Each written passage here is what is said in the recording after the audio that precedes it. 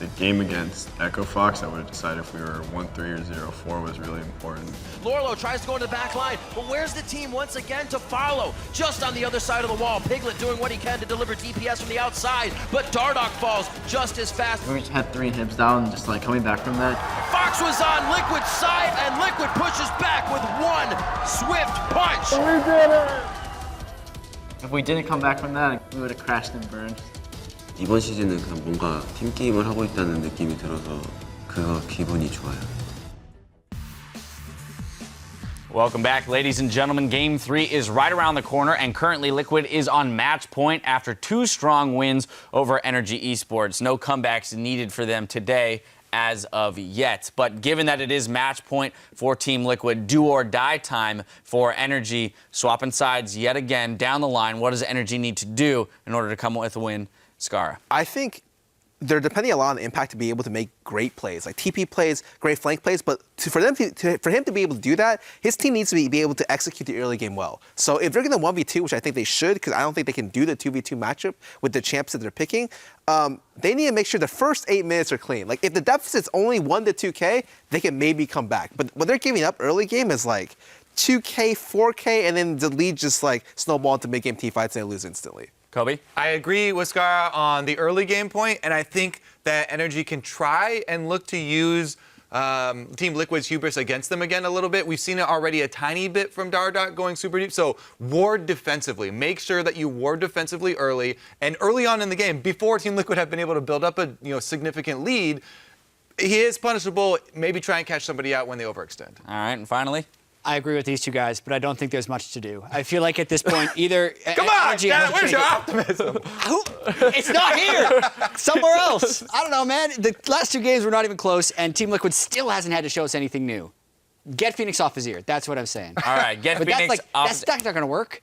He'll play something else. Yeah, he'll play Orianna and be just as efficient, maybe. Well, we'll see. I mean, it's a tall order for NRG to come away with a win here, but we'll see if they can do it. Dardoch has made it to the playoffs in his first split in the NALCS, coming out with a strong performance in Game 2, but he shares that this series isn't about him.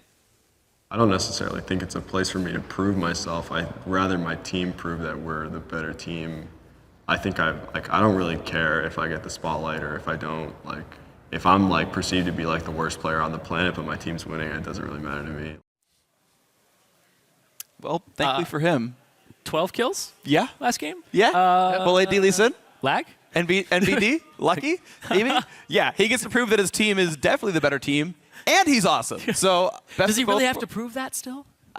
There are players that choke in playoffs, though, right? And there's always postseason form. There's players who step way the hell up, like all of TSM, and congratulations, that was better. And there's players who do really well and then also step up, like Team Liquid. Yeah, and Team Liquid, they were struggling during the regular season to take their rookies and their scrim performance and transition that onto the stage, and it looks like they've almost completely done that. Dardoch is playing like he does in scrims, fast, loose, not afraid to buy damage, cooldown reduction, and make consistent plays constantly. I mean, this is the best TL's looked all season. Oh, yeah. They have absolutely dominated every aspect of these last 2 games. And as NRG, I mean, it's like Jat was saying, right? It's like, what do you do? It's something where you have to be able to keep a positive mindset to even have a chance. Well, look at how fast these picks and bans go, though. These teams were absolutely on the same page for what they wanted to do.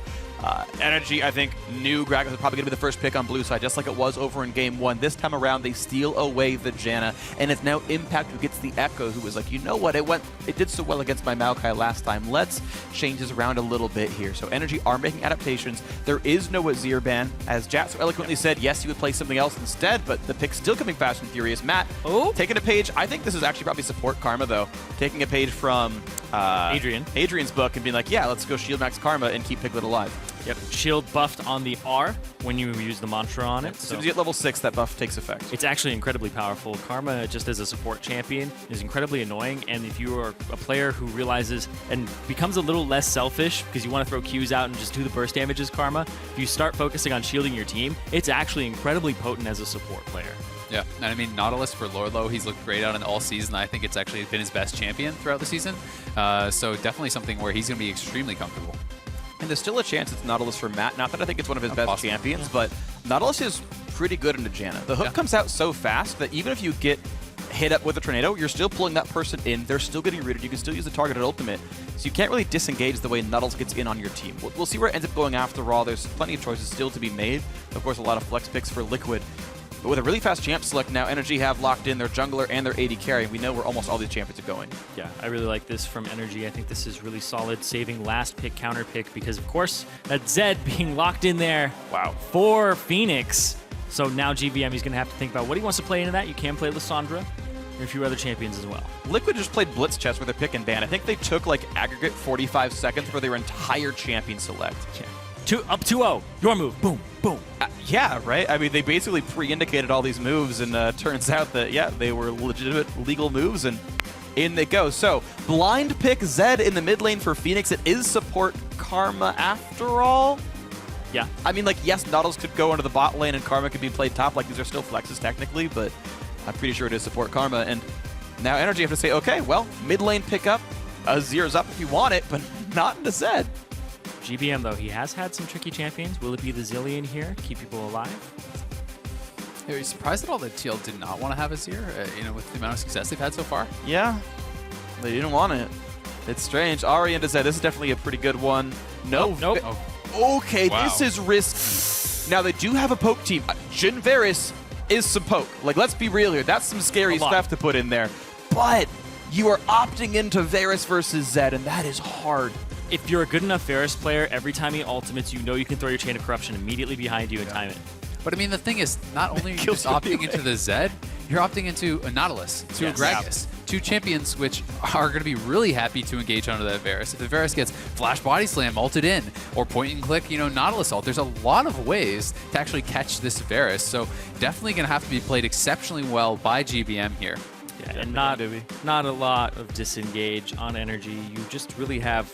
You have Janna? You have the Janna. And you have Echo being scary, which he's not. Not really. Yeah, you're going to have to rely a little bit on your AD carries to peel and use their slowing abilities. Technically, if Impact plays perfectly, he can set up a 2.25 second stun for when the team does engage. He's like, just kidding, you're not fighting us anymore, but that is hard to do. Yeah, and I mean, if they do catch someone out, they have Lee's Cocoon, they have the Jhin W to follow that up, they have Chain of Corruption Varus, so they do have, these CC options, and if they can chain that properly, they could hopefully, get some picks, chase people down, use things like the Jhin Ultimate to engage fights, but it's definitely going to be tough, and with how well TL's playing, we're going to have to see if they can pull it off.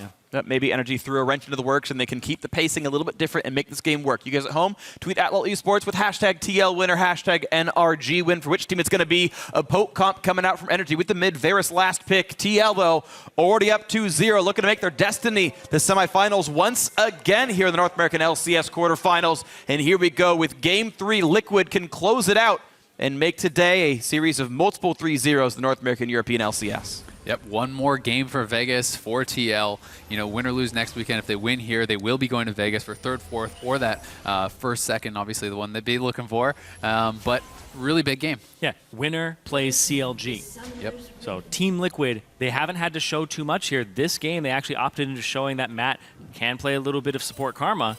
Oh, and Piglet does see the team is coming. How good's the CC? Not very.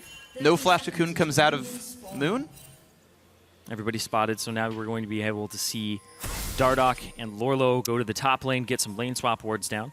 Yeah, and I mean, a Flash Cocoon there would have been pretty darn risky. Sure. Piglet, being a smart guy, hadn't leveled up any skills. He could have just leveled up his E, dashed away if he was really on the money. And Cocoon kind of sucks for a level 1 ability in the jungle. Kidding. So not exactly the best.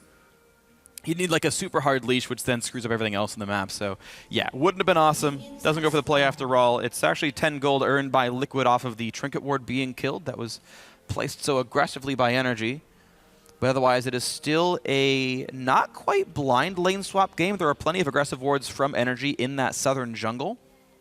It's looking like it is going to be the 2v2, though, with Altec heading bot, Conquan already sitting down there. Janna Jhin is a pretty strong 2v2 lane, so, if this were the game that they could do it, this would be the champions that they would need. Yeah, that's what I'm expecting. I expect that NRG are saying this is a very powerful combination to have, extraordinarily powerful, that this is what they want. They want to see if they can test their meta, Altec versus Piglet.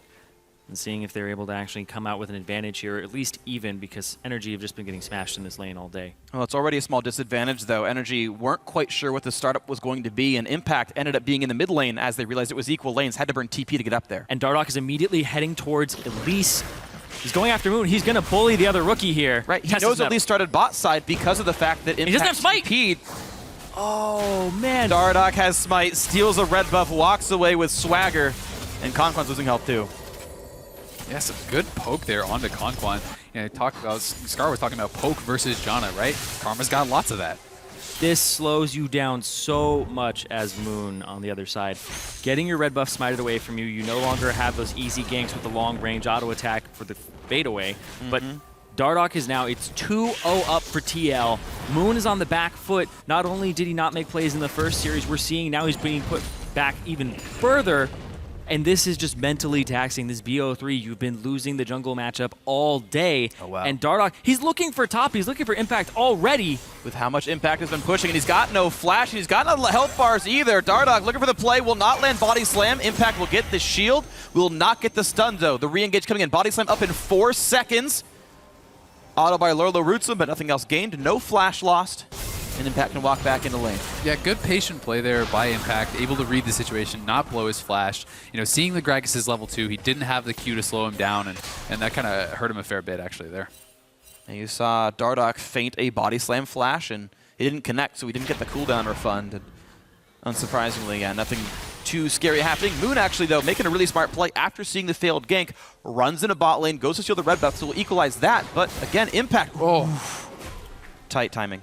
Yeah, quick dodge there by Impact, and you know Dardoch was making his return, so that could have been a lot of trouble for Impact had that Q actually landed, because body slam flash still available. Exactly, but that's going to be really good for Moon, who gets the red buff on the opposite side of the map here, and evens up the experience a little more, because you can see just in the CS values. He can counter jungle more. He actually gets off of the Raptors early, looking to maybe make a play on Phoenix. GBM, though, playing pretty aggressively on that Dardoch, continuing to stay topside. This is a risky dive. Impact shield will come up soon. Yep. TL likes to dive. They're going to wait it out. They're gonna he gets a double stun, though, which means he gets a couple of attacks down. The minion wave's still there. Impact losing a ton of health, and that is an easy pickup on first blood. Flash Cocoon, and he predicts it on a Phoenix, but there's just not enough damage left anymore. Yeah, that was too aggressive. That must have been GBM just saying, we're going to go for this gank, and Moon, seeing the gank happen top, he's pressured, and that was just too much of an extension there to go after that Zed. Yeah, and now the trading in the bot lane, Conquan getting low. Well, the root back on a Piglet. Empowered W comes in, actually, for plenty of damage on the root there.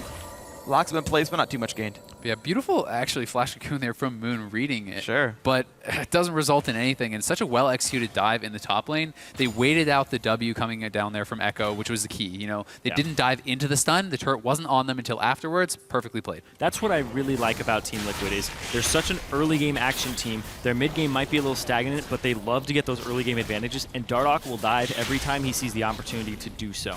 And I feel that Matt, Dardoch, and the rest of the team have gotten on the same page of how they execute these dives, and that one was just don't get over eager, wait it out, very patient, and it pays off. They don't panic in these situations. And we're talking about their first playoffs. I mean, the worst part is, you know, Dardoch and Lurlo, neither of them even had to blow a summoner for it. Like, that was free, and it's got to be so frustrating for Impact having Dardoch come 3 times in a row, and nothing else is happening for your team on the rest of the map. Right. Moon equalized the red buff steal that happened 3 minutes ago. Yeah. That was the gain. Yep. They got back to equal. They didn't even really cycle his full jungle, and you spent a lot of time trying to get a counter kill mid. He burned a summoner mid, that was it. Yeah, he had to blow his own for that as well, so it's pretty much just an even trade. Well, Dardoch spotted by some wards. Early Tracker's Knife for him. Knows that Moon was very, very recently up at the Wolf Camp because of how much health that Wolf Spirit had. Man. Is this another dive here for TL? TL going for another dive. They know Moon's here, though. Oh, Lurlo backed off. He's looking for a TP. GBM's coming as well. They know it's going to be a fight. Here's the TP from everybody now. Altec rooted under the turret. Plenty of damage onto him, but he can't quite kill off Piglet, who thankfully did not pull aggro. But the first kill comes through from Nautilus onto the backside, taking down Altec. Here comes the re-engage root onto Matt. GBM almost has the damage. Impact turned one back around onto Piglet. Matt still healing, trying to stay alive. Exhaust, the root is on. The fight still happens. And GBM refuses to take that kill. And yes, here comes Phoenix. He will pick off his fellow Korean. And then to the side goes Impact, running away for dear life. ends up being in total 4 for 2 Liquid, winning that fight by a kill. What a disaster. GBM cannot even finish off Matt. Matt healing with the W's, keeping the shields up, has the exhaust at the very end, and GBM didn't have a ward. He couldn't actually ward that last bush and get that final auto. Yeah, we're seeing that more and more with Karmas, is they're baiting you in. They're using the R and the W to heal themselves. They exhaust you during it, so they get the double heal and they stay alive, and then you're already overcommitted. Phoenix comes in. Lorlo, he's actually just going to walk up here, and after that route onto Altec, just pops him, flash E, but now GBM was already on his way down. They had spotted Dardoch with the Wolf Spirit, and now Matt throws it out, shields himself, runs away. GBM flashes forward, and then it's the Mantra. Oh, wait, I think no, it even was looks like it Mantra. was just the regular W. You guys baited me. Hey, I didn't say it. Anyway, that's going to be Phoenix arriving Clean just up. in time. So Matt, yeah, went through the 2 bushes, and he just ended up outplaying GBM there. The 3 for 2 was that fight +1 because of Matt living. And keep in mind that this game is very close, right? Like, we've definitely had some good things happen for Liquid. They're up 2 kills, but they're only up 800 gold with those 2 kills. The farm game is actually in advantage to NRG. If there's a game they could win, it's this one. And I mean, impressive so far from Impact. He's actually, up on farm, even with all the attention that is. Oh, Moon. Uh-oh, Moon. Wrong side of this turret. He's got nowhere to go. Repels up. GBM's already there, though, so this would be... Has no real targets, but buys enough time. Gets down in time that his team was able to get him away. And Moon lives. Yeah. It's kind of a fight that TL don't want to continue because GBM had left mid lane. Phoenix continuing to farm. So, typical. This is how he gets the CS advantage, right? Yep. Refuses to leave lane, gets a lot of gold, and is that late game insurance. Something I'm just noticing now, Lolo maybe going for this. Oh, wow. But Conquan actually not taking exhaust, so no double exhaust against the Zed comp. Yeah. That's really weird. Seems Conquan like does not need Ignite on They Janna. obviously just were hoping to win lane that hard. That's the only thing that tells me, because I think that is You're not really going to win strange. lane that hard. Yeah. I know, but I mean, what else could it be? There's Why not a lot else of would you bring self-healing. that? I mean, Exactly. Dardoch has some with the passive, and Matt okay, as well. Peggle will have some with lifesteal, but Yeah, but that is really strange to me, and that's going to Yeah. hurt them a lot as the game goes on. When you do not have an exhaust ready for that Zed, he's going to do work. yep, he will. Well, we'll see what they can do with this one. NRG, again, not that far behind. 1100, certainly not the best, but This top lane kind of turret, par for the course for that team. this top lane turret's taking a lot of damage from Lorlo and Matt, who's pounding on it here. Conquan clearing a ward on the bot side. And so yeah, they know that it's going to be just a one-on-one in the top lane now, as we see Matt Lorlo's back ahead. I'm looking at Dardoch again. Guy's got 100% kill participation, just like he did last game up until the very last kill. But actually, he's just having an incredible day. Dardoch has been getting better and better, and now he's performing like he was in scrims, and now he's taking over games. But in this one, he's on Gragas. He's not exactly going to be the one carrying this game. That's what you think. Full AP Gragas, baby. Oh man, Lich Bane next, do it. If there's someone who'd do it, it would probably be Why not Dardoch. Bane first? Yes, of course, he can still do that with the Ether Wisp. Impact and Lorlo in a battle. Cocoon will land, I think, from Moon. I can't tell, but it's either way. Lorlo low on health with no flash, with an easy dive, and who's going to get the kill? Oh, other It'll be side, though. Impact. Then on the other side, here comes the re-engage. Zed coming in. It's already a kill for Dardoch. Make that Conquan going down to Zed as well. 2 kills here for Liquid, 1 for NRG on the other side of the map. Yeah, Dardoch immediately walked up. He saw the opportunity. He threw his barrel, and he got 2 members of NRG to bounce back, and that's how they got that double kill on the other side. Yeah, and Conquan may have been wishing he had an exhaust there, but Yeah. not sure Yeah. it would have really helped too much. Yeah. And, they got absolutely deleted there, and the snowball starting a little bit, but NRG working on that top turret, looking to keep things close, as they're actually going to get the first turret of the game and keep gold pretty even. Also going to donate all that gold to Impact. Yeah, they've also been focusing this top lane so much. You can see Impact has every single kill on NRG's side, and Moon has 100% kill participation on top of it. Both junglers are doing work. It's just Dardoch is going for these high-value ones where there's lots of people instead of just picking on the top lane. You see right here? Boom. Oh, what? Okay. Wow, failed flashed. Fail flashed in place. Okay. Ouch, that sucks. Yeah. That's so demoralizing, too, because you lose at a really important summoner. You're already getting picked on, your bot lane's already getting wrecked, and now you can't get away. Yeah, I mean, look at the CS between Piglet and Altec here, and 40 CS up. And I mean, Zed is even up quite a lot of CS on Varus. So, I mean, Zed, it's going to be so scary for the Varus. Like, so scary. Even with the exhaust, I'm not sure he's going to be able to stay alive if he gets caught out in a 1v1. It's going to be real tough. Yomu's Ghost Blade already done for Phoenix here as the Manamune stacks up for GBM on this Varus. Keep the builds going forward. Dardoch playing the wave clear game. This time both junglers have Tracker's Knife. No big surprises there. And now we look for the gank on a GBM. Phoenix comes in, pops the ult, he gets exhausted, jumps away. Has to cut out from the stun from Impact. GBM down to half. Phoenix presses R, goes right back into the lane. Yeah. But baits out the exhaust. Exactly. That's kind of the whole thing you do with Zed and also Lissandra and lane if they have a cleanse. You go in, you make sure they blow that summoner spell, and then you ulti them next time, guaranteeing it's a kill, and you call your jungler for that little gap window when you know their summoner is enough. But everybody's converging on this mid lane now, but Piglet's going to be a little bit late. Looking for the play without Piglet. Chains go in. Dardoch taking a whole ton of damage. That will be the kill. First one picked up. A little in the front side. Big shield and stun comes out from Impact. He's staying alive. Conquan to keep the team afloat. Moon very low, ignited, healed and shielded. He's going to stay alive. 1 for 0 so far for NRG. More poke coming through into the ulti. What can they pick off? Actually nothing.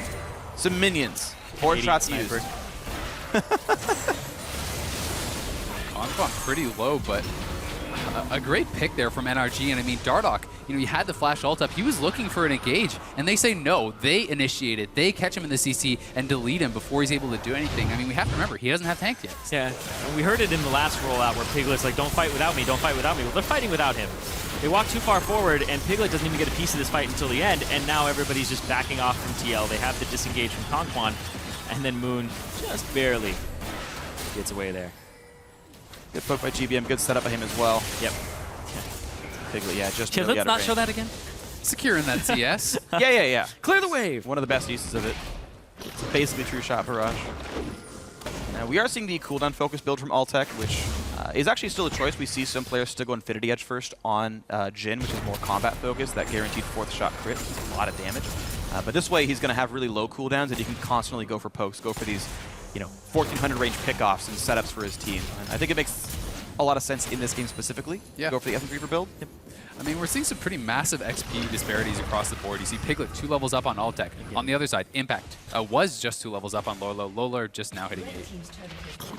Yeah, but Impact's not even far from 10. He's like 9.8 right now. Yep. So that's going to be one of the big carries. It is, sadly, or maybe positively, a tank Echo build, though. He's going Cowl into Sunfire Cape, so not one of those hardcore AP carries. Once again, we're seeing this TL on the map, playing the macro game better. They take the top tier 1. Bottom tier 1 is getting sieged a little bit here, but they send their TP laner to that part, and now they're taking over the top side jungle. So they know that they can TP in, make it a 5-on-3, because NRG, they just end up giving up the bottom lane turret here to that squad. Morlo taking a little bit of damage, but the turret not going down just yet as Altec and Conquan make some progress down there. Herald picked up cleanly, though. Dardoch's going to be fine with that one. Continuing to scale up as best that he can. We'll see what his next item ends up being. Will it be a Death Cap? Will it be a Chain Vest? Or a Giant Spell? I feel like every time I see Rift Tail getting taken now, I'm just having deja vu. TL has been doing this all day. Yep. I don't think NRG has gotten a single one. Yeah. Well, they are going to get their, I think, actually first Dragon of the series here in Game 3. I'm actually pretty sure that's the case here for these guys. Finally one picked up as they were the ones controlling the bot side of the map. And keep in mind, bot outer, again, super, super low. They can't pick that up too. Yeah, I remember talking with Loco Doco once about Rift Herald, where nobody was taking it at first. When it came out, everybody was like, well, I want to avoid that objective. I don't really want it. I don't really want to use the buff and stuff like that. And he was like, I'm going to force my team to do it because eventually it's going to be good. So we want to be ahead of the curve and realize when it's a good time to take it and when it isn't, how many people and stuff, right? So TL is one of the squads that is prepared to contest it, and it's something that also happens in Korea all the time. You pick it up, you're easier to dive with, you're able to actually have that increased movement speed, which I think is one of the best parts about it, is just having this jungler who's zooming around the map and able to chase people down lanes. Yeah, one of the ways to make the plays. Most interesting things about it is if you don't have safe wave clear and you actually get aggro from those minions, they do a lot of damage even just to your champion yourself, and that can be something that you underestimate. Definitely can be. Dardoch clearing away more of the jungle. The team goes back to the bot side of the map. The outer turret never did go down. It's only at a scarce 373 health, that bot lane outer turret on Liquid's side of the map. And never got pushed by NRG. And I think it was honestly a missed opportunity. They had gone for damage onto Lorlo and a dragon instead of getting that gold, which means that team's still down 4,000. Mid lane pressure comes in. Look at the chain CC. Not a chance for Piglet. Way too far up on his own. Matt could not save him. Matt had nothing for that. Piglet would have had to flash and save himself there, so that one's on Piggy.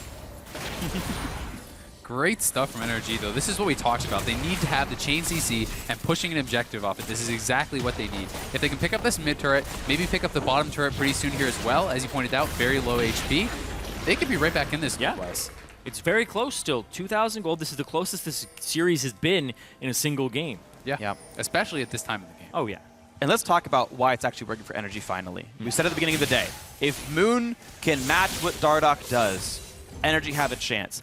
100% kill participation. He got Impact 3 kills in the top lane. He helped get the pick off on Dardoch earlier. He helped get the pick off on Piglet here. Oh, goodbye. Pick off Phoenix. Goodbye, GBM. Yeah, he even used Exhaust, and he used his flash previously. He knew that the flash was down from the flash chain of corruption. So even if he flashed away, Phoenix was going to go for the chase with a flash as well. You see the weakness of that matchup as it goes on later. The extra damage output from Phoenix, pretty nice. He was able to burn QSS to get away from the exhaust, by the way. Part of why that kill even worked in the first place, second on QSS. But now the re-engage on mid lane. The outer turret's going to take plenty of damage here. When the Zed gets the QSS for you. Yep. Oh, right. Impact with the stun. Ooh, plenty of damage in from the stun. Dardoch low on health, looking for a bit more to do, and he won't go down just yet. Matt was able to provide some shields, and Piglet, yeah, the damage on the Moon, stepping on top of a flower, though, losing more health. Impact slow. He's almost back to safety, flashes out. And now Phoenix is in, saying, hi, Impact. Welcome to NA. And, oh, he's going to get away for this one. A flash comes in. Ulti's chained up. Conquan goes down. Impact might be next. He's going to get slowed down by Gragas. The Wolves helping as well. The shield, the stun, it's not enough anyway. Dardoch gets the kill. A shutdown comes through. Whew, 3 in a row now. Liquid far ahead. Yeah, TL just firing back there, going very aggressive, turning the fight around, Piglet going forward, Lorlo getting in there with the flash hook, just doing great stuff. And I mean, even on the back end, Dardoch with a great ult to help clean things up. Yeah, and this was started by NRG. You can see the TP from the backside, 3 men collapsing, and they're not going to have Varus at any point in this fight. So they wanted to hit quickly and swiftly, and NRG get 4 members here, but they already have to back off. And then Impact gets taken down. He's forced to ultimate out, or else he would have died here after getting that hook. Almost kills Piglet as well. Yeah. But this is also a 5v4. Keep in mind, Varus has never been in this fight yet. Phoenix walked in much, much faster than GBM ever did, and that seemed a bit too aggressive. NRG, honestly butting off a lot more than they can chew at many parts in this series. I think TL's skirmishing is just way more on point than NRG's. And NRG, they're not identifying the right scenarios to do so. That was one where it was just too risky. You already had your Varus die. Yeah. I mean, I think what they were looking for was just to get a quick pick on Dardoch and then get out of there, but it just didn't really work out. It looked like Moon stacked his cocoon with Impact Stun, and then so the Jinru did follow that up, but they didn't have quite enough CC to actually take him out. It's really hard to kill Dardoch as well with the members that they had, because he already has 2 magic resist items and Mercury, so that's big. It stalls it, it makes it so that he's not going to fall down. So even with the stun, the primarily magic damage, Echo and Elise were not able to chip through him at all, and you saw Dardoch was perfectly healthy by the end of it as well. Yeah, Mercury Tread, Spectre's Cowl in, now going for the Iceborne Gauntlet so he can, stack up that cooldown reduction. Dardoch's going to be a, very suitable tank DPS hybrid here, and in fact, he's now joining Phoenix in the bot side of the map, saying, you guys aren't defending the Zed split push. Well, just kill your turret with no response at all. And I mean, with the mid and AD getting this far ahead from TL, it almost doesn't matter that the Impact is way up on Lorlo. Lorlo is going to be completely serviceable in these fights. He's playing Nautilus, he's building tanky, he's going to contribute. And, the same just can't be said for Altec and GBM. They need items to really have the same impact. They're just not going to have it. This is quickly falling away now. NRG had gotten some moments of map control. They got that first dragon, good for them. They've found some kills and some picks, but a 4-kill lead, a turret lead, a 5,000 gold lead as well. Yet again, 20 minutes in, huge lead for Liquid. I'm just whole team effort. Looking around and once again focusing on Dardoch here. He runs Inspire in his, I believe it's Inspire or Insight. The Summoner Spell cooldown reduction, Mastery, Insight. And he also just stacks Summoner Spell reduction. So he actually has a 210-second flash. You can get it even lower. You can get it down to 3 minutes with 180 seconds if he went Ionian Boots of Lucidity. But it just shows how early on he gets Distortion on Gragas just shows he's looking for the body slam flash plays. TL closes games out by continuing to make plays, and I think this is better because when we saw them at the beginning of the split when they were coming in with these new rookies, it was all about just team fight 5v5 over and over and over again, and now it's no. We have these skirmishes that we win, we start them off very quickly. It's almost like a flash of lightning for TL. Right, yeah, very aggressive style with short cooldowns all around, and it's so far been mostly positive for Liquid here, looking to make a 3-0 run through their quarterfinal. And they may meet their destiny of facing Counter Logic Gaming in the semis next week. And making sure that they're going to go to Vegas as well for TL. Sure. And I mean, if you're sitting there watching this series as CLG, you've got to be a little bit nervous about a TL that looks this good. Yeah, I agree. TL, I got to talk with Matcom about TL at one point, and he was saying they are an extremely strong team, and they were not showing exactly what they had up their sleeve just yet. So TL's a squad that everybody's been saying they're super good. They're super good. Their scrims have been on point, and we're seeing that more and more as they become more comfortable. It reminds me of an interview from earlier in the season that Piglet gave where he said, I know if we can make it to playoffs, we will come together as a team and we will be the best team. And he was saying they could do it. And here, they're looking like it. Yeah, it's happening right now. They found all the parts. Yeah, they just needed the time, apparently. I mean, they had to fit the jigsaw puzzle together. Piglet and Phoenix never changed playstyles. Those two were the same. Those are the two remaining players, of course, right? Yeah. And arguably, they were the two best players coming into the season. I think most would say that. And it was figuring out, where does Matt fit in? Well, Matt fits in playing supportive supports, right? The back line shielders to help Piglet do what Piglet wants to do. Exactly. He doesn't need to engage. He was playing a whole bunch of Alistar at the start, remember? So he doesn't have to be that engaged. He can allow Lorlo to do that, who had to transition to tanky members when he was playing a lot of Fior, a lot of Riven in solo queue. And then Dardoch, well, Dardoch was on a team with Youngbin, who I talked to Dardoch, he was saying, yeah, I loved Youngbin because he would give me every blue and be like, I don't need it, you take it, because he knew who the carry was. So Dardoch's been kind of finding that balance of being the assist carry, being the carry on the team, and setting his team up, who has Phoenix and Piglet on it. So they become a triple threat team, but he still has to give resources to Phoenix, who loves to CS, who loves to have blue buff and all these other things that Dardoch was used to having on his last team. Sure. But now it's been pretty solid. Dardoch's doing well, many different styles. The tank this time around doing just fine on Gragas, 3-1-5. Yeah, okay, he's one of the deaths, but still pretty solid for him. One of the 5. Yeah. 20% of the deaths. What a scumbag. Yeah, and I mean, it wasn't too long ago that, TL was only up about 2,000 gold, and the gold lead's starting to balloon over the last 5 so minutes. And, NRG, they're going to have to try to make something happen here. When you do play these kind of double AD comps, these poke comps, you really can't fall too far behind or it starts to crumble very, very quickly. You don't want to stall out. Yeah. As the map widens up, Zed just finds 1v1s on you. You need these setups with the word control. And actually, they found the ulti on the mat. Cocoon from the wings as well. That will be a pickoff, and finally, they find the way, and good job by Moon coming around the wings to help secure that one, but this is now a lead for NRG. They've only used one ultimate for that play. Their mini wave is coming in from the mid lane right now. 10 seconds so they can start hitting this turret. Yep, they've got to get more here. Great pick. They know they need to push the advantage, though. They need to get turrets. They need to close the gold lead. Here comes Dardoch on the side, though. Yeah, they might have to see this. Piglet's already chunked down to half HP, and he risks getting dove on. This turret's most likely going to go down for NRG here. They're running out of minion waves, though. It's going to stick at about 1/3. More poke coming through, but that is a tanky Dardoch. Lorlo's still in the bot lane, walking over now from the river, actually going for the TP flank. This is the play. Matt's coming in. This is the battle that takes everything. Might be a little too late, though. Lorlo, he's looking for the right opportunity.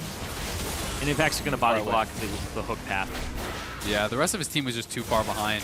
A good thought as Matt was coming back up, but the rest of the team just wasn't fast enough to catch up to Lorlo, and they pulled the trigger a little too early. Yeah, well, good disengage there. Plenty of move speed in these guys. Gianna helping with that one as well, as long as she's in front. Dardoch? Another route finds Dardoch. Cocoon's going to chain as well. The stun in from Impact, and here comes the curtain call. Who's it going to be for? Nobody. Into the back line goes Phoenix. QS has his exhaust to make Deathmark do more damage, but it won't pick off Conquan. Piglet? The re-engage towards Piglet. This is a low-health Lucian, but Impact's got to ult out himself. Tanks in the Nautilus ulti, revealed by a blue trinket, but there's no real follow-up. Gets his shield, stays alive. Nothing picked up in that one. Yeah, but Conquan low, looking like he may have to back, and TL cheating towards Baron, maybe going to look to try to get some vision in topside jungle. He's still going to get it, though, with a smite, so Dardoch takes up the red buff. And he's still going to walk forward. He's still going to keep going. He still has Body Slam Flash. He's like full health. Body Slam forces the flash from Altec. Doesn't again, Dardock, I think 3 times in a row has just not gone for the flash, just letting himself bait the cooldowns. Yeah. I think he just wants it to be guaranteed. You know, get the flash, go for the body slam flash on someone you know who cannot avoid it at all. And, you know, they go topside after chunking them out. They control the jungle, and, you know, they can push tier 2 here and perhaps look to bait Baron later. Yeah, and Impact hasn't back just yet, so he can't TP in. Recall's going to finish now. As far as ward's concerned for a flank, there really aren't any, so he can't get behind the lines of TL. Minions and such cleared away, but turret score-wise, it hasn't gotten much better for NRG. They're still at that same 2 turrets they had before. They got nothing off that one pick as far as actual concrete advantages as they traded back their own mid turret for it. Game resets. Next Dragon in a minute and a half. Really no major reason to take either one unless you want that late game insurance, but I mean, that is 24 minutes from now. Yeah. And I mean, look at the item discrepancies across the board. If you look at the AD carries, you look at the items there, you know, Altec has 2 items. He's not even working on anything else right now. He's up about 3,000 gold over Altec. So Piglet almost has his Bloodthirster done. He has the QSS as well. And I mean, the mid lane advantage is basically just as bad. Yeah. Almost 2,000 gold in the mid lane. And that 3,000 gold AD carry is actually insane. Because you look over at Matt and Conquan, and they're actually only 400 gold apart. So that's pretty much the difference between the turrets and some of those assists. But in the mid lane, it's just those kills. It's not that global gold. It's those kills that have been going over to Phoenix. And that's CS for Piglet. I want to see which way Concon goes with this. He can go into a Banner of Command or into Frostqueen's Claim with his next item. The items go into either one, and it kind of tells me which way he's going to go. Right? Is he trying to split the map open more with a silent split push off Banner, or is he trying to make these 5-on-5s, you know, siege then pick someone off plays? And the item he chooses here is actually pretty relevant for that. Yeah, we're actually seeing less and less Frost Queen's Claim. It's been nerfed multiple times, and everybody's figuring out that those Watcher items in professional play are so good. We're seeing more Eye of the Oasis, Eye of the Watcher for those 4 wards instead of the 3 in the Sightstone. And that's what Matt's been going for all these games, is Eye of the Watchers every single time into basically a mix of Locket and not Mercurial Scimitar. The one that builds from Chalice and keeps other people alive. Mikhail's. Mikhail's Crucible, that's the one. Yep, and I mean, the item is very stat efficient. You get the extra ward. Even in solo queue, it's honestly very, very good. Yeah, I do it too. Oh, top lane. Geez. Oh Goodbye. my god. Goodbye. Altec's got no... Oh no, he's got QSS. He stays alive for now. The disengage comes through. Phoenix still gets the kill, but he will trade back! Moon can't get They to him. can't get the damage. Are you kidding me? Oh, that is a heartbreaker. Phoenix gets revealed. GBM's coming. Well, GBM is still chasing him, and on the bot side of the map, they might be able to get something off of this. What's Phoenix going to do, though? The flash key's not going to land. That's going to get him. That's going to get him. Shutdown comes through. No assist coming through, but it's still shut down for the global gold to his team. But meanwhile, the rest of the map has been getting pushed. Yeah, mid-turret. Yeah, it's going to be 5 turrets now for Liquid, I think. God, Conquan not having the exhaust. He uses the ignite, but I mean, doesn't do anything there. He's not able to keep his AD carry alive. In a 1v3, he's able to kill off the AD carry, get out of there, force the other mid laner's flash. He gets about 4 summoners, still gets the kill. Yeah, Altec walks up. Phoenix gets a little bit of aggro, but then Altec walks out because he needs to get to Conquan. Conquan disengages him, but there's still, even if Altec had run back up towards the turret, that's where the Zed Shadow was. So Phoenix would have picked him up pretty much regardless of all that. Yeah, heading towards Moon, definitely correct. Oof. And then, yeah, good pick up there. GBM, the flash Q is still dodged, but it's okay. We look back at the mid lane. Curtain Call comes in. They're going to look for the slows. Yeah, I guess you're damaging Piglet, but he's got the shield on. And that snipe towards Lorlo means basically nothing. Most of the damage from Curtain Call is off the sort of the amplification from missing health, so hitting a whole health tank is like 80 damage per shot, and it means nothing. Yeah, one of the best things to do with Curtain Call is trade very heavily in lane, and then back off, and then you have unanswerable damage on missing HP targets. Yep. And even if you miss, you wave clear. Yep. More completed items across the board. Bloodthirster coming in. Mercurial Scimitar is done as well. So Piglet and Phoenix are just absolutely massive. And, you know, GBM tried to string together something working on his last whisper. Yeah, for that armor penetration. And Phoenix, he already got a Black Cleaver for himself because this is primarily an attack damage composition. And you can see that Moon, Frozen Heart, we see multiple 3 at this point armor items for impact. You want that Black Cleaver, and Phoenix is being a bit of a team player here. NRG are actually waiting for a face check, but Liquid are just doing the Baron. Dardock is losing some health because of this, as well as resistances from that slow burn from Baron Nashor. Poke comes through, and they realize what's going on, and that will be TL disengaging. but Dardock and Matt both low on health now, so not the best fight for Liquid. With those health bars, they walk away. And Phoenix going to continue to push top, and Lorlo looks like he's just going to back after pushing out that wave to the bot side, so that's missed CS for NRG. It's just getting worse and worse. 100 CS advantage here for Piglet over Altec. Yeah, Phoenix was lying in wait. They're hoping someone would come and try to greedily pick up that CS, but no one's going to be as foolish as that just yet, so he will shove it into the turret, and that turret getting very low from the minions. I've seen this before. Altec. The Shadow's on, does not have any pre-existing damage, so Phoenix doesn't get rooted here, but the wave clear at least happens. Cocoon hits Dardock, no follow-up. I'm actually surprised Dardock didn't smite the Krugs for the heavy hands buff and then just went after that turret. Yeah. What, 270 true damage after that point? Could have given it the smackdown there. Might have even killed it off. Looks for the play once again on the top side. Phoenix is now joined by his compatriots. Only Lorlo isn't around, but that's fine for them. Yeah, Lorlo and Impact are fighting each other. They're actually doing no damage to each other, even though the fight's been going on for 20 seconds now. And that's advantage Team Liquid, of course, because the 4-on-4 without Impact is fine for them. Yeah, Impact 2 levels up, so he actually has a large part of this advantage. And coming into this game, we knew that Impact over Lorlo was going to be something that NRG would have to leverage, but it hasn't been enough compared to the other deficits that NRG have on the map against TL. And you can see that even though Impact is ahead, it's a tank versus tank matchup, and Lorlo is withstanding. It just does not matter. Yeah, I mean, Echo is a playmaker, but he's not like a full damage build. This is not a full AP Echo that's going to one-shot the backline, right? This is someone who's going to set up or follow up for your team. And yes, he has the advantage, but it's not enough when there's not the follow-up from the rest of his team. Yeah, and it was Banner of Command, by the way, touching back on it. All right, cool. And he actually went for the late Eye of the Watchers as well, so he has those wards up, is going for the banner to get the side lane control there somewhat. But the thing is, this team already has a slow, methodical side wave control. That's called Impact winning his side lane. So I'm not sure if they can get much more to really happen with that item, but they're certainly going to try to make these side lanes work. And if they can find these 5-on-4s, I mean, that is what NRG has gotten, is they've found these flash engages off of someone holding the side lane. So maybe this can exist. Blue Trinket comes down as Liquid once again start up on Baron Nashor. Lorlo's tanking looking for the TP play. There it is on the backside.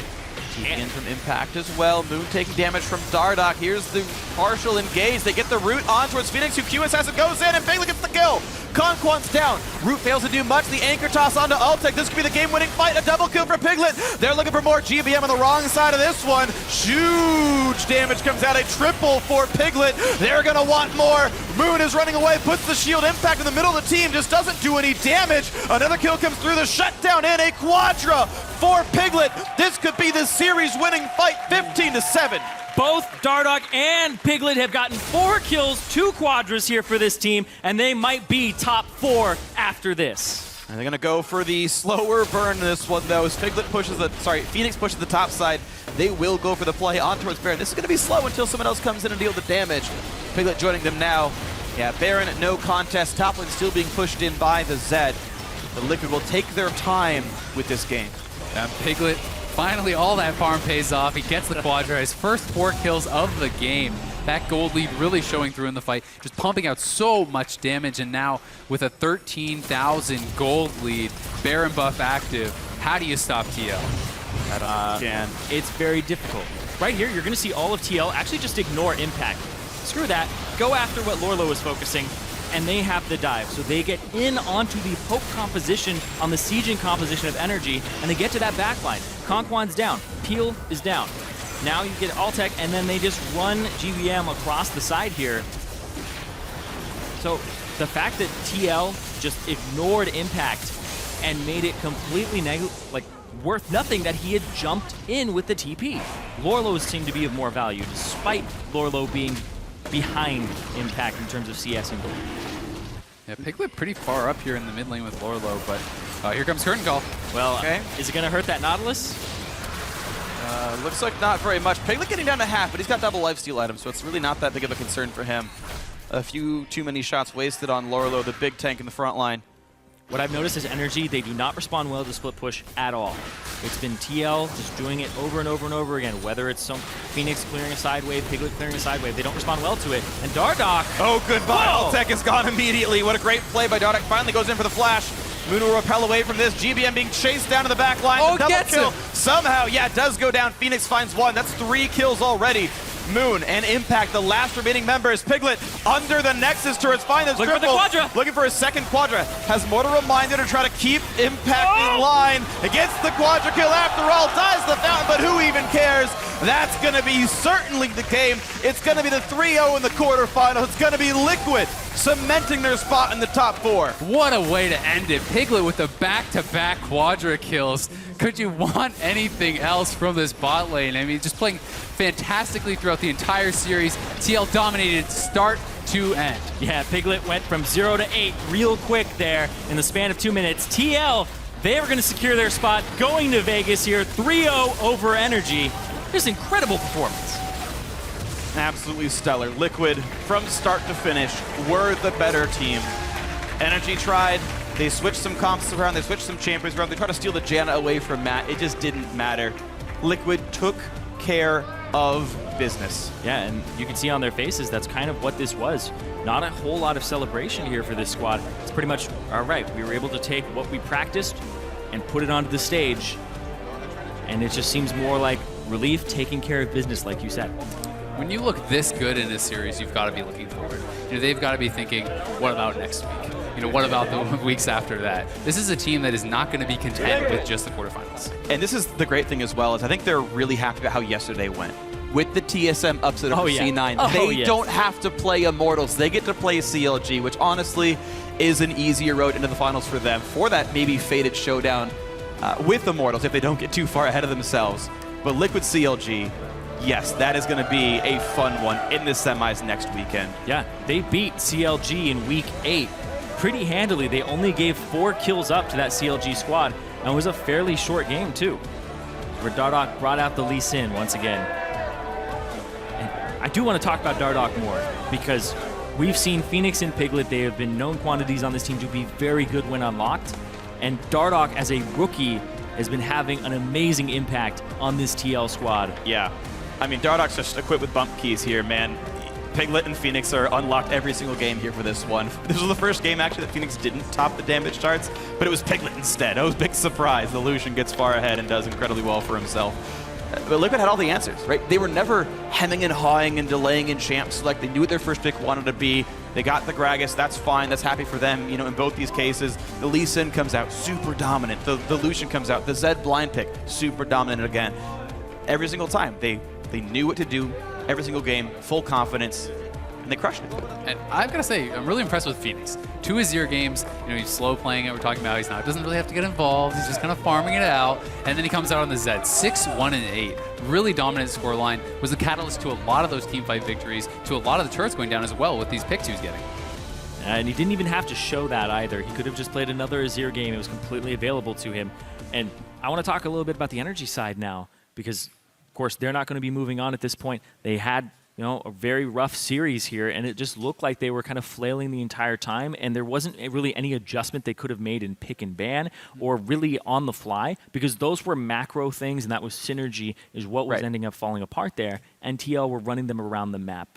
And they were focusing that bot lane too. That bot lane got shut down really hard. Altec was not able to contribute at all in this series. No, this is a game I don't think you can blame coaching staff on or even prep for. This was a more skilled team made better choices throughout the entire series. Just day in, day out, Liquid crushing victories in the duo lane, constant leads for Piglet, level, turret, CS, you name it. Dardoch was just continually superior the whole time. Yeah, I mean, we talked about how Impact would have to, you know, come up big to be able to actually, you know, get a win for NRG here, and he did. In the game 2, game 3, he actually had significant advantages, but it just didn't matter. Yeah. The rest of the team was not able to capitalize on that. They weren't able to get enough out of his advantages. Yeah, and this game pretty much went how you would have expected if you had just sat there and looked at the lane matchups and how they go. And even what Piglet said in his sound on tape that we watched earlier, where he was like, okay, well, I think the mid lane is even, but Dardoch is better than Moon, so now it's Phoenix's lane. Yeah, and just the control was super good. Liquid, with a much slower game this time, took 37 minutes, but eventually they went in for a Baron bait to close the game out. A 33.5-minute team fight here where they had gotten NRG to fight them in front of the Baron bait, so they could just fight with a 6,000 gold lead and grow an advantage. We have a replay of that, actually, if we can pull that up here. It's the first Piglet Quadra. He got his first 4 kills in the game. When you want to walk me through it? Yeah, and when I think about the NRG squad here, I think about Poke. We didn't get to even talk about sieging with them because they never got in that situation because of things like this. The TP from Lorlo onto the backline and the completely ignoring Impact on the backside. Dive, the peeler, dive what you can of the squishies, and you can see Impact is just like, well, focus me, do something to me, and all of their squishies are down by that point. And Impact's the last one to die again. Yeah, just absolutely brutal for NRG. Yeah, the comp got upset, and we saw elements there from NRG. Like, we saw some of the picks come out, whether it was a flash into Chain of Corruption from GBM, whether it was a Cocoon from the wall. Like, these things occasionally happened. There were moments of solid play from NRG, almost exclusively in Game 3, honestly. The rest of the game, they were walked over. But those moments were few and far between. When Liquid got ahead, they took an extra turret. They took 3 extra kills, and they just snowballed the game way too fast. Yeah, and even when NRG wants to make something happen at one part of the map, TL is actually assessing the worth of it and saying, well, this turret is worth more than us just dying there. And we saw it where Piglet's taking top tier 1. And then the bottom tier 1 doesn't even go down because they put Lorlo there. Yeah. So they're not answering appropriately on NRG's side, and TL were able to just continue to trade, just small thing for a much larger advantage, and that just stacked up to the gold leads we were seeing in this game. Yeah, and I mean, the fact of the matter is when you're that far behind on gold, the picks are very hard to pull off. Of course. You look at the end of the game, Piglet was 7,000 gold ahead of Alltech. At that point, it's like, Yeah. what are you gonna do? So looking forward, TL are going to have to be on their toes against CLG because CLG is another team that has a fantastic early game, and they will punish you if you are out of position, and they trade the same way. Yeah, so it's going to be a tough one to watch for. It's going to be an incredible matchup, though. Both the semifinals going to be a whole hell of a lot of fun. But now we're going to check in with Dash at the analyst desk, who's got an interview with 2 of our winners. Thank you very much, Freak. I'm here with Lorlo and Dardoch after a crushing 3-0 victory against NRG. As 2 of the newest players to the league, rookies competing in your first best of 5 in the playoffs in the LCS, how does it feel, Lorlo, to come away with such a commanding victory? It feels really good, honestly. Like, going into it, I was like a bit nervous because it was my first best of 5 ever, but just being able to 3-0 like a playoff team is just really nice for me. I mean, to that end, Dardoch, I don't know if you yourself had any nerves coming in, but with the 2 weeks of preparation that you guys were allotted, how did the team kind of operate and work in order to calm any of those nerves and give you the confidence to come in and put up such a performance? Well, we normally prepped really well, even with only 1 week's time during the LCS regular season. But coming with 2 weeks, it let us get a lot of strategies that we didn't even show that much. Like, we played Gragas. I guess that's pretty meta, but we have a lot of stuff still left to use, and it just feels really good that we didn't have to show that much, and we have so much left. Now, in particular, we noticed that in the lane swaps, you guys were coming out far ahead. You know, whether or not some of that was attributed to misplays by NRG or capitalization and forces on your guys' side. But above all else, it seemed like tri-lane pushes or triple champion pushes in single lanes was something that you guys worked on. Is that a specific point that you guys worked on in practice to kind of shore up those lane swaps and make sure that you're coming out in the lead? We had really bad 2v1 at the very beginning of the split, and it lost us a few games at the beginning. But after, I think, week 2 or 3, our 2v1 was better than everyone else's in scrims. It's just that we play standard also really well because our bot lane is so strong. So we always preferred to go standard, but if we 2v1, we're still really confident that it's better. Yeah, definitely. We were looking for those 2v2s because it would be fun to watch. Lorlo in the top lane. At the beginning of the day, we kind of went through all the lanes. Which ones are the ones we're looking out for? What are the matchups that are going to swing? We looked at the top and jungle synergy as being a pretty big foothold for both teams, right? If Moon can get impact rolling, we know that guy can carry a game.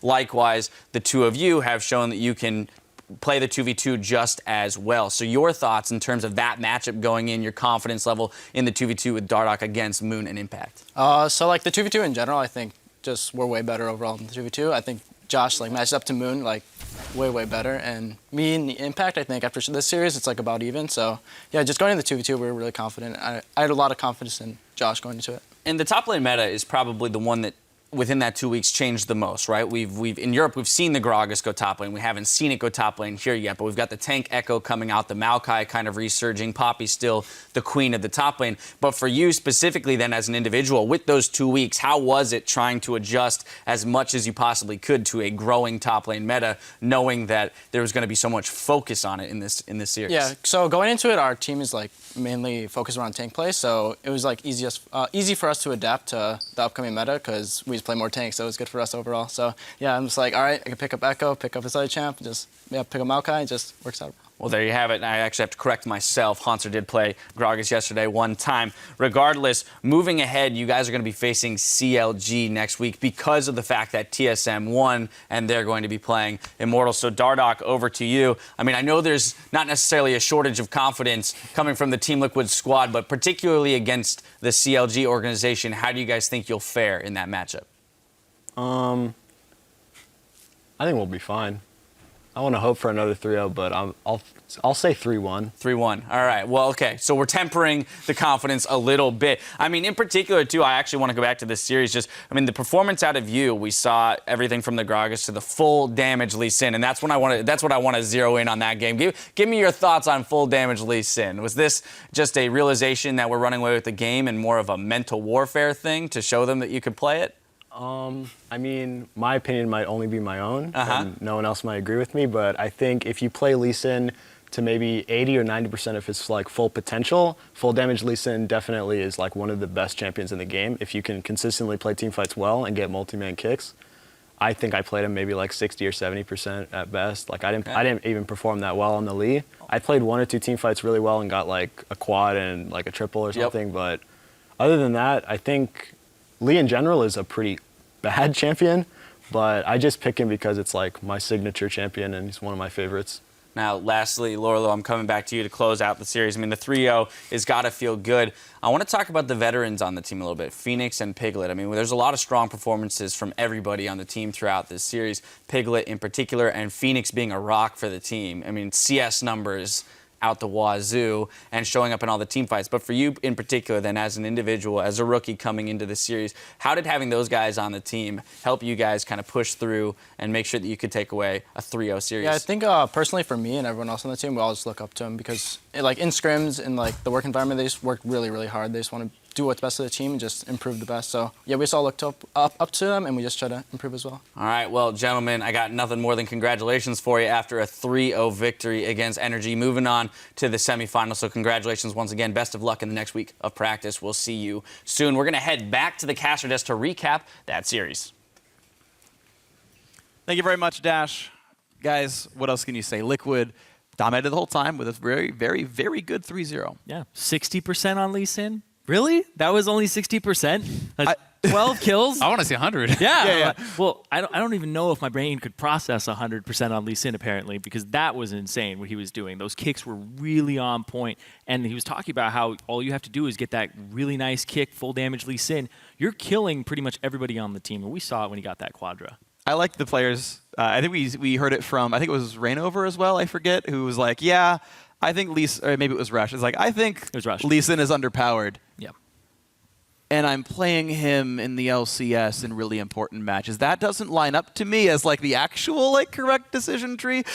They like to say it. I think it's like Lee Sin at a certain baseline. Sure. Yeah. If you play 5 games of a champion, Lee Sin is down here and like Gragas is up here. Yeah. But when you're like, I have 700 games on Lee Sin, he's weak. Yeah. I don't buy it. Do you judge a champion in being OP or underpowered by the peak that it can achieve? Sure. Or is it the average performance? Yeah. Well, Dardoch's average performance, top 3 champions in the game. Like, let's be real here, right? If you're going by a per-player basis, Dardoch got Lee Sin as one of the top 3. All these Lee Sin mains. Yeah, so it's interesting to see his adaptations, his choices. And it wasn't just Dardoch, of course. It was still the rest of the team. He was the flashiest of all of them, so we talked about him a lot. But, I mean, all of Liquid played super, super well. Yeah, and I mean, coming to the series, honestly, I expected them to win, but I can't say I expected them to win like this. Not at all. And this makes me really excited going forward for the semifinals. And you know, potentially even seeing like, hey, could this guy go all the way? Like, they looked amazing, and if they could kind of bring this level of play to the series against CLG, it's gonna be tough. Yeah, This is the squad to break the curse. yeah. Oh no. What's You've the done curse? it. What's the curse? The curse is failing to ever win a semifinal. Okay. Right? Like, Because I was like, what is it now? I know because they they've- finished third they've the last gotten- 2 times. only to set up the long con of getting cursed and getting fourth in the qualifier for Worlds, right? So Liquid have never won a semifinal. They've come close so many times. I mean, even back in like season 2, they brought TSM 2-1, almost got the spot, and then lost the third place match against CLG, right? Like, they continue to do so well, and it's almost the squad here. And this would have been the squad you would have thought didn't do it, right? They lost Quas. Here comes Lorlo, who was bad on a bad challenger team, like coming into this one. Yeah. And he's grown to be. Look, I'm not saying he's like Darshan status where he's like hard carrying games, but like the dude held up against Impact. How many top laners hold up against Impact? It's a tank meta, so Sure, like, I think that it's I- really hard to actually have a tank take over another tank. I get that, but like you still have to imagine that like Lorlo came in as a player that you would have thought would get smashed in the LCS, and he's not. He's doing well. He's grown fast. You heard what Piglet said about him in the interview at the very start of it as well. Is like he's grown quickly. He'll do fine, and yes, he did. And I mean, obviously his team has confidence in him too. If you look how much attention Dardoch showed in that Gragas game top lane, coming 3 times in a row to actually like get him ahead, right? This is a lane that they're saying they're okay putting this many resources in to getting him ahead, and I don't think you do that if it's a player where you're not confident in. Mm-hmm. Yeah, he got a lot of jungle attention and was able to use that to good effect. The duo lane, of course, continued to do well, right? Matt leveling up to be at least close to Piglet's level to where they can make that duo lane crush any other NA, and some of that's picking the right champion, some of that finding the right style, but like these players all level up to the point where they smashed an NALCS playoff team and are now like looking good against CLG, looking good to make finals. Yeah, and I think that this has a lot to do with the coaching staff, right? We have Lokodoko, a veteran there. They also have another coach, David Lim, who's working with the academy squad, but he also works with the main squad. And they have position coaches too, as well as a huge swarm of analysts. So the infrastructure is definitely there for the Liquid squad. And I want to talk about the position coach, because Dominate is position coach for Dardoch, who helped him out a lot with just adjusting there. And Dardoch said that it was really easy because he just looks up to Dominate and was like, this is a great squad for me to be on because I have this guy who's going to help me immediately transition. Because how many times have we seen a rookie come in, not really completely understand lane swaps, not really completely understand where to be on the map and at what time, and what his role is on the team, and they figured it out at this point. And the fact that it was so fast was a big deal. I actually think back to a player like Seraph, who had so much hype. Monte Cristo was like, he's like the 4th best top laner in the world when he got picked up by CLG in the very beginning and had a really terrible first season, and now Seraph's super great. And the time it took for him to be that good of a top laner, and Dardoch did it in his first 2 months. Yeah. That growth is incredible. Huge props to Dardoch. Huge props to the rest of Team Liquid. Everyone doing a great job to be at this level now, and we'll see them in the semifinals. But for now, we're going to rejoin Dash and friends at the analyst desk to close out the day. Friends? Whoa! Yeah. Whoa. It's on.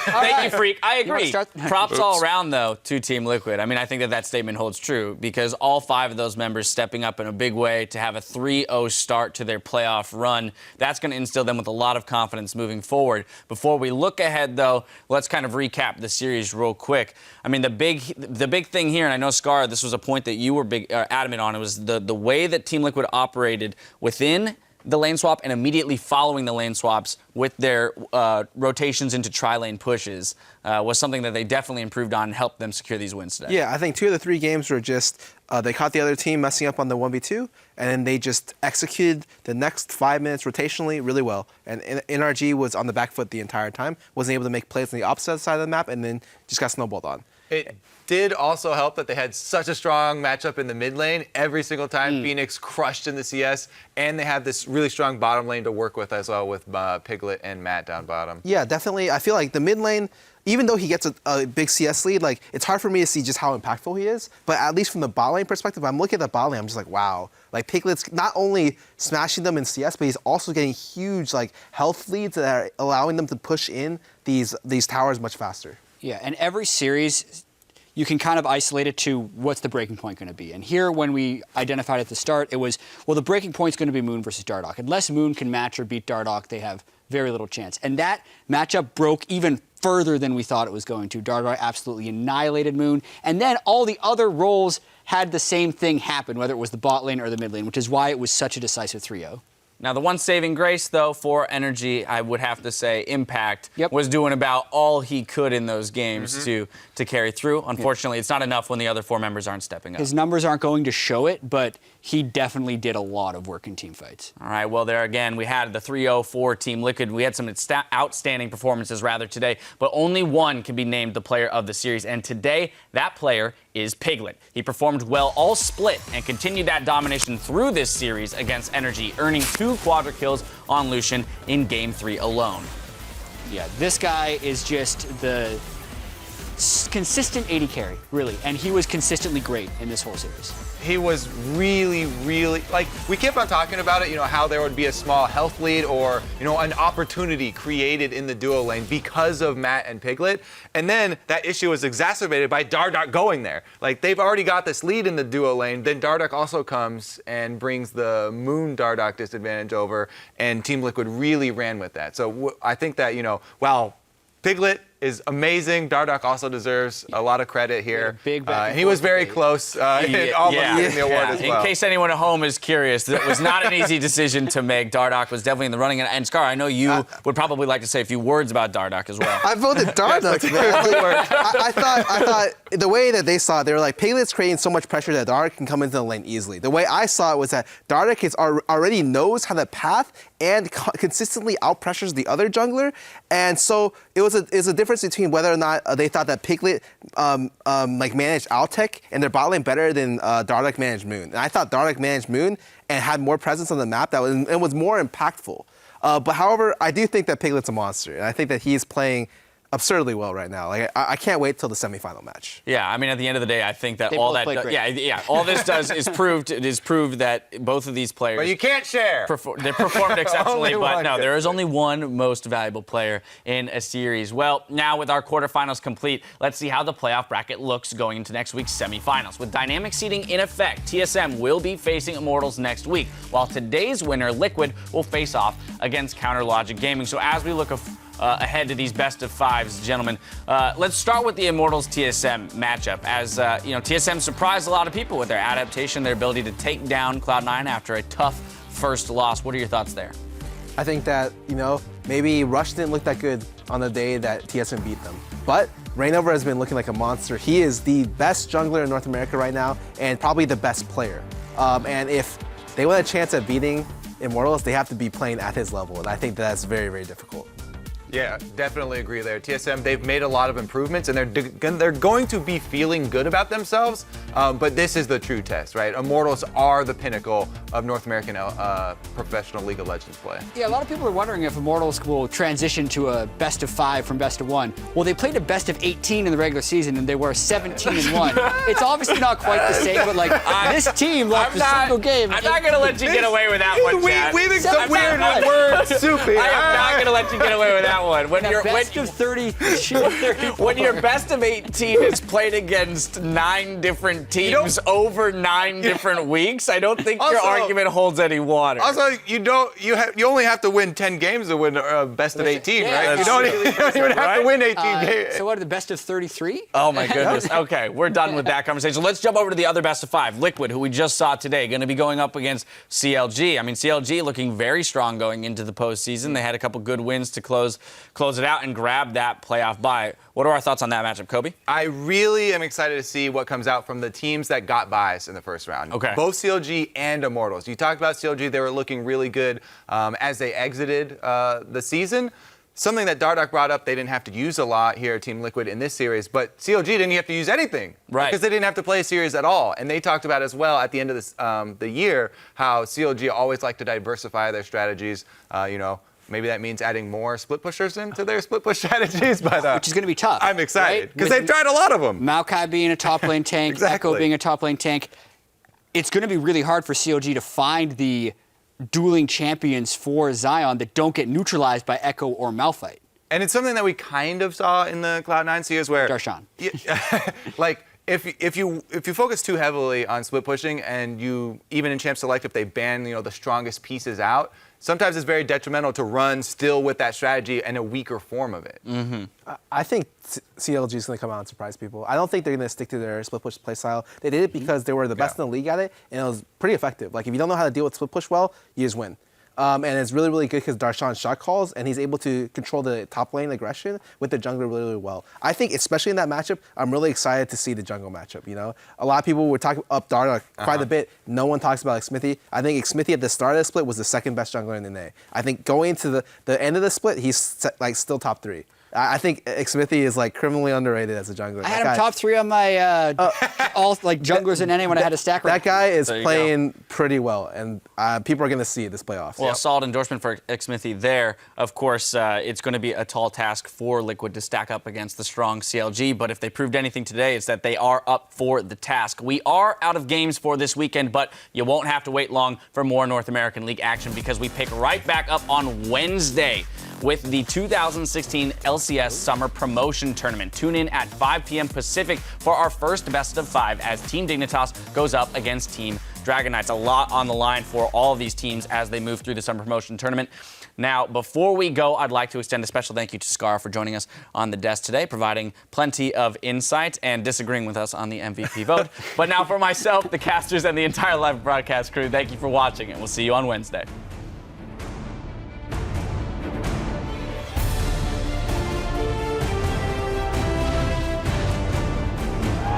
Best of 5 starts right now in the North American LCS quarterfinals. Who's going to make top 4?